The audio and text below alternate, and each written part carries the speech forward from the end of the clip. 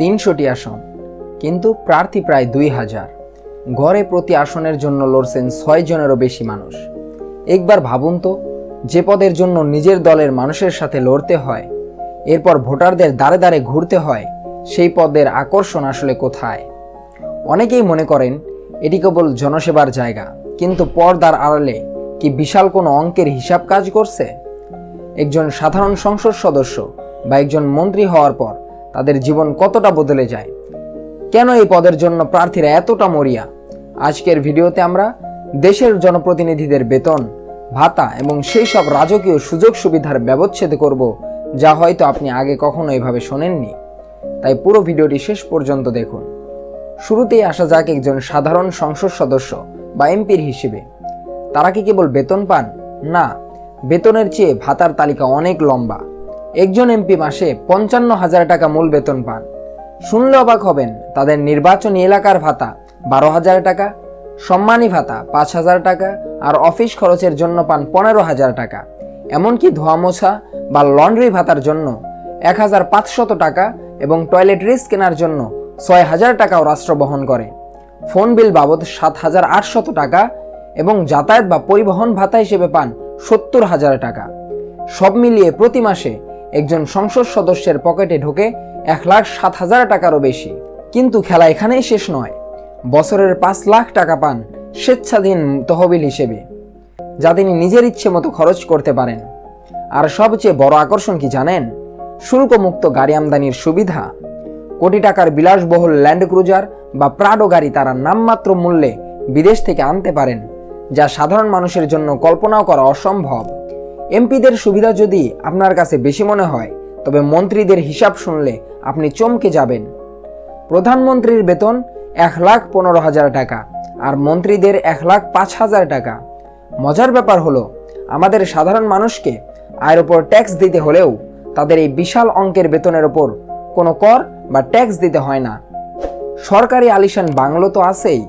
যদি কোনো মন্ত্রী সেখানে না থাকেন, তবে তিনি বাড়ি ভাড়া বাবদ মাসে পান 80,000 টাকা। শুধু তাই নয়, আসবাবপত্র কেনার জন্য এককালীন 5 লাখ টাকা পান তারা।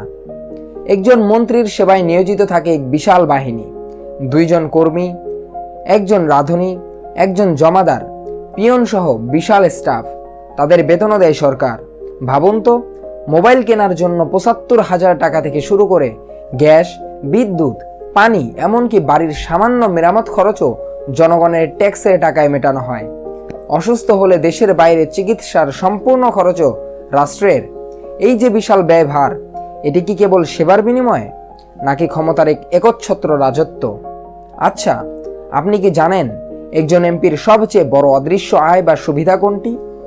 সেটি হলো শুল্কমুক্ত গাড়ি আমদানির সুবিধা।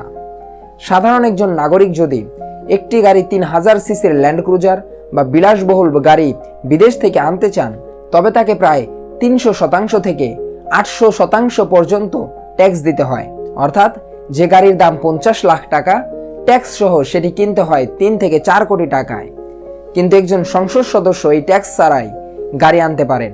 একবার ভাবুন, সরকারের এই একটি মাত্র সিদ্ধান্তে এক একজন এমপি সরাসরি কয়েক কোটি টাকা সাশ্রয় করছেন। অনেক ক্ষেত্রে দেখা যায় এই গাড়িগুলো তারা মেয়াদ শেষে চড়া দামে বিক্রি করে দেন, যা থেকে বিশাল অঙ্কের মুনাফা আসে। জনসেবার আড়ালে এই যে ট্যাক্স পেয়ারদের কোটি কোটি টাকার ছাড়, এটা কি আসলেই সাধারণ মানুষের কোনো উপকারে আসে? সুবিধা কেবল দেশের ভেতরেই সীমাবদ্ধ নয়। একজন সংসদ সদস্য দেশের ভেতরে ভ্রমণের জন্য বছরে পান 1,20,000 টাকা, কিন্তু মন্ত্রীদের ক্ষেত্রে এটি আকাশ ছোঁয়া। সরকারি খরচে বিদেশ ভ্রমণ তো আছেই, সাথে যুক্ত হয় ডেইলি অ্যালাউন্স বা দৈনিক ভাতা। সবচেয়ে বড় বিষয় হলো চিকিৎসা সুবিধা। দেশের সাধারণ মানুষ যখন সরকারি হাসপাতালে সিট পায় না, তখন কোনো মন্ত্রী বা প্রতিমন্ত্রী অসুস্থ হলে তারা চিকিৎসার জন্য ব্যয়ভার রাষ্ট্র বহন করে। সেটা যদি সিঙ্গাপুর বা থাইল্যান্ডের মাউন্ট এলিজাবেথ হাসপাতালেও হয়, তার বিল দেয় সাধারণ জনগণের ট্যাক্সের টাকায়। এমনকি তাদের পরিবারের সদস্যদের ভ্রমণেরও খরচও অনেক ক্ষেত্রে রাষ্ট্রকেই বহন করতে হয়। প্রশ্ন ওঠে, যেখানে সাধারণ মানুষ ন্যূনতম স্বাস্থ্যসেবা পেতে হিমশিম খাচ্ছে, সেখানে জনপ্রতিনিধিদের জন্য এই পাহাড় সম বিলাসিতা কতটা যৌক্তিক? আমরা প্রায়ই শুনি এলাকার উন্নয়নের জন্য টাকা নেই, কিন্তু একজন মন্ত্রী তার নির্বাচনী এলাকায় উন্নয়নের জন্য বছরে বরাদ্দ পান 10 লাখ টাকা। প্রতিমন্ত্রীরা 7.5 লাখ টাকা। এটি তার ব্যক্তিগত স্বেচ্ছাধীন তহবিলের বাইরের হিসাব। এর বাইরেও টিআর, কারিখা বা বিভিন্ন প্রকল্পের মাধ্যমে কোটি কোটি টাকা তাদের হাত দিয়ে খরচ হয়। সমস্যা এখানেই, একজন প্রার্থী কেন কোটি কোটি টাকা খরচ করে নির্বাচন করেন? হিসাবটা সহজ। একজন এমপির 5 বছরের বৈধ আয় ও সুযোগ সুবিধার অঙ্ক কয়েক কোটি টাকা ছাড়িয়ে যায়। আর ক্ষমতার প্রভাবে যে ব্যবসায়িক সুবিধা বা প্রভাব তৈরি হয় তার মূল্য তো অপরিসীম। এই কারণেই কি আমাদের দেশে রাজনীতি এখন জনসেবা থেকে সরে গিয়ে একটি লাভজনক ব্যবসায় পরিণত হয়েছে? তাহলে দেখা যাচ্ছে সংসদ সদস্য হওয়া মানে কেবল এলাকার উন্নয়ন নয়, বরং জীবনের এক বিশাল আর্থিক ও সামাজিক নিরাপত্তা নিশ্চিত করা। ক্ষমতা, প্রোটোকল আর এই বিপুল সুযোগ সুবিধাই কি প্রার্থীদের এতটা মরিয়া করে তোলে?